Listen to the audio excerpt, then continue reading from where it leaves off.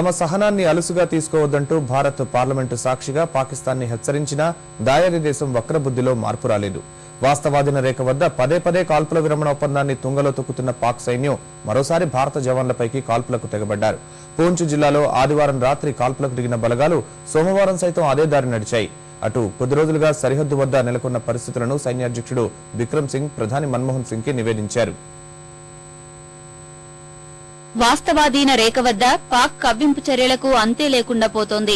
భారత చెక్ పోస్టులపై పదే పదే కాల్పులకు తెగబడుతున్న దాయాది దేశం మరోసారి అదే రీతిని ప్రదర్శించింది. సహనాన్ని అలుసుగా తీసుకోవద్దంటూ రక్షణ శాఖ మంత్రి ఆంటోనీ రాజ్యసభలో ప్రకటన చేసినా పాక్ వక్రబుద్ది మారలేదని తాజా కాల్పుల ఘటనలు రుజువు చేస్తున్నాయి. పూంచ్ సెక్టార్లోని హామీర్పూర్, బాలాకోట్ సరిహద్దు వెంబడి ఆదివారం రాత్రి కాల్పులకు దిగిన పాక్ సైన్యం సోమవారం కాల్పులను కొనసాగించింది. భారత చెక్ పోస్టులు, నివాస ప్రాంతాలే లక్ష్యంగా మోటార్ షెల్స్, రాకెట్ లాంచర్లతో 2 మార్లు దాడులకు దిగినట్లు రక్షణ శాఖ అధికార ప్రతినిధి తెలిపారు. దాయాది కవ్వింపులతో అప్రమత్తమైన భారత సైన్యం దాడుల్ని సమర్థవంతంగా తిప్పికొట్టింది. ఈ కాల్పుల్లో ఎలాంటి ప్రాణ నష్టం జరగలేదని సైన్యం ప్రకటించింది.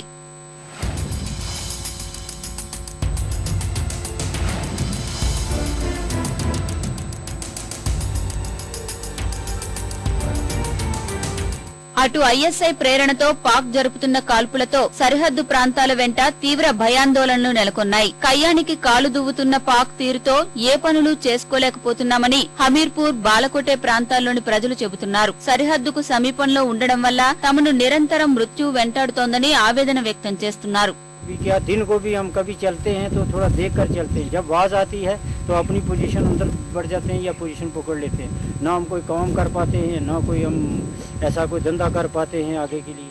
అటు భారత సైన్యాధ్యక్షుడు బిక్రమ్ సింగ్ ప్రధాని మన్మోహన్ సింగ్ తో సోమవారం అత్యవసరంగా సమావేశమయ్యారు. 7 రేస్ కోర్సులోని ప్రధాని నివాసంలో 40 నిమిషాల పాటు జరిగిన ఈ భేటీలో ఇటీవల సరిహద్దు వెంబడి నెలకొన్న తాజా పరిస్థితులపై చర్చించినట్లు తెలుస్తోంది. కాల్పుల విరమణ ఒప్పంద ఉల్లంఘనలు, పాక్ దాడుల్ని భారత్ సైన్యం సమర్థంగా తిప్పికొడుతున్న వైనాన్ని బిక్రమ్ సింగ్ మన్మోహన్ కి వివరించినట్లు సమాచారం.